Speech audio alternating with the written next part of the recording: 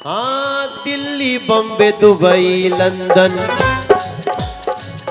Delhi Bombay Dubai London, हमसे गुलजार रहते, हमसे गुलजार। जब हम कहतनी हमसे तो मतलब बिहार के लड़का बच्चा लोग से, माटी से। हाँ दिल्ली बॉम्बे दुबई लंदन, हमसे गुलजार रहते। सूरीनाम मॉरिशस के खेत भी कहानी कहते। और थोड़ा सा प्यार से, दुनिया में जहां भी जाते हैं हम मेहनत से छा जाते हैं। दुनिया में जहाँ भी जाते हैं हम मेहनत से छा जाते हैं। डूबते सूरज को अर्घ दिला, छठ की महिमा बतलाते। डूबते सूरज को अर्घ दिला, छठ की महिमा बतलाते हैं। कुंवर सिंह जेपी जैसे, कुंवर सिंह जेपी जैसे, अरे बागी क्रांतिकारी है जी। हम बिहारी है जी, थोड़े संस्कारी है जी। हम बिहारी है जी, थोड़े संस्कारी है जी। अरे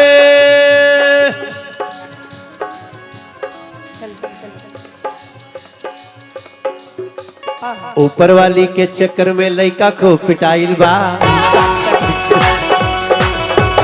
लड़की के हो पहला प्रेमी पुलिस लेके आइल बा। ऊपर वाली के चक्कर में लइका को पिटाइल बा। लड़की के हो पहला प्रेमी पुलिस लेके आइल बा। सभे गरम बा आके दुआर पर, झूठे हम फंस गए प्यार में। काहे के कहला जाई लव यू सवरिया, पुलिस उखाड़ी अब तोहरी बबरिया। काहे के कहला जाई लव यू। ये गाना आज भले हम लोग भोजपुरी में जो भी किए, लेकिन ये सब गाना सुन सुन के हम लोग बड़े हुए हैं। तो भैया जी आप दूसरा मनोज तिवारी कोई नहीं होगा, दूसरा कोई नहीं होगा। ऊपर वाली के चक्कर में लइका खूब पिटाई बा। लड़की के हो पहला प्रेमी पुलिस लेके आइल बा। लड़की के हो पहला प्रेमी पुलिस लेके आइल बा। लइका रोवत बाटे जाके बाजार में, झूठे हम फंस गईली गोरी के प्यार में। काहे के कहली आई सवरिया, पुलिस उठारिया हमारी बबरिया। काहे के कहली आई लव यू सवरिया, पुलिस उखाड़िया हमर। अरे माई बाबू जवन कहे एही से ठीक आइल बा। बड़ लोग जवन कहे यही से ठीक आइल बा। मीडिया के लोग कुछ और अर्थ न निकाले। सही बात बा भाई। बड़ा लोग अपना भाई के, छोट भाई के, अपना बेटा के भलाई खातिर ही कुछो कही ना, लेकिन ठोकर खैले बिना कहाँ केहू के बुद्धि आइल बा।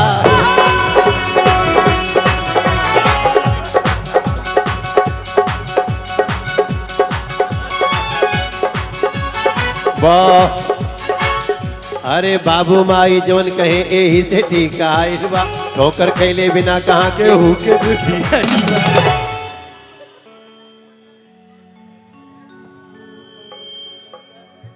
एक गाना बटे हिंदी सिनेमा में,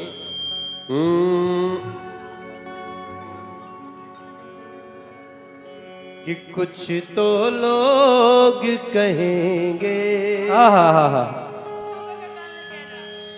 लोगों का काम है कहना।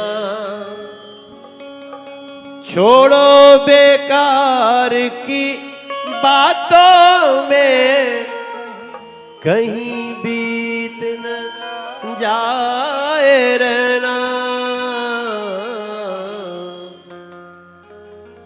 कुछ तो लोग कहें। एक दिन हमके खेसारी भेटा गेल एयरपोर्ट पर,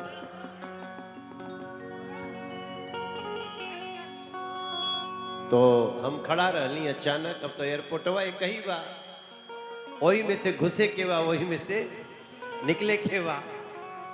तो अचानक हमके एगो आदमी कल, भैया पीछे देखी, तो देखा तनी तो खेसारी बाबू। लेकिन खेसारी ने अपना स्वभाव नहीं छोड़ा, वो आते ही पैर छू के प्रणाम किया जैसे हमेशा करता।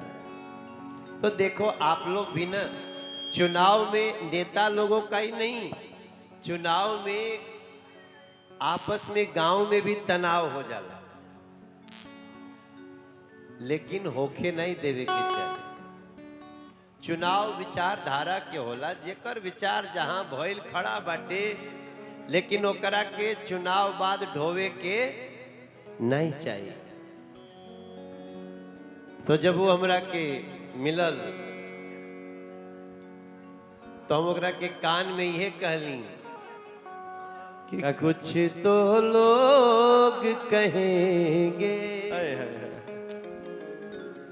लोगों का काम है कहना, छोड़ो बेकार की बातों में, संगीत में हमको है रहना, कुछ तो लोग कहेंगे। जय भोजपुरी। तो ये भैया हो, हमार और रितेश पांडे की मुलाकात चुनाव बाद पहला बेरी भइल बा। सबसे ज्यादा हिम्मत एह बात के बाद कि इतना बड़ा स्टार होके और जे राजनीति में आवे के हिम्मत कैले बाटे, ओकरा खातिर ताली बजे के चाहिए। बड़ा कठिन काम है। खेसारियो ये कहलो, भैया बड़ा कठिन बा हो, कैसे रहुआ सब चला लेता नहीं जा। लेकिन त्याग तो भैया जी, आप आज वैसे जगह पे दिल्ली की राजनीति कर रहे हैं। भैया लोग, हमने देखा है भैया को, मतलब नाश्तो करे के टाइम ना रहला, जब दूगो रोटी या थोड़ा सा भुंजिया खाए के होला, तब वो चार आदमी के बैठ के बात सुनत रहे के बा आ खात रहे के बा। तो भाई राजनीति कईल, लोगन के सेवा कईल बहुत बड़ा काम बा। और रितेश बाबू, ये दौर ऐसन बा, हमनी के नेता नरेंद्र मोदी जी बाड़े, उनकर का नाम बा कि तो के पब्लिक में अगर कोई डांटियो देलेस, तो तोहरा वापस ओकरा से प्रेम से ही बतियावे पब्लिक में। Public, you don't have right to be anger, be angry. अंग्रेजी बोल रहे हैं, देखो। I can understand. इंग्लिश नहीं, इंग्लिश है, इंग्लिश।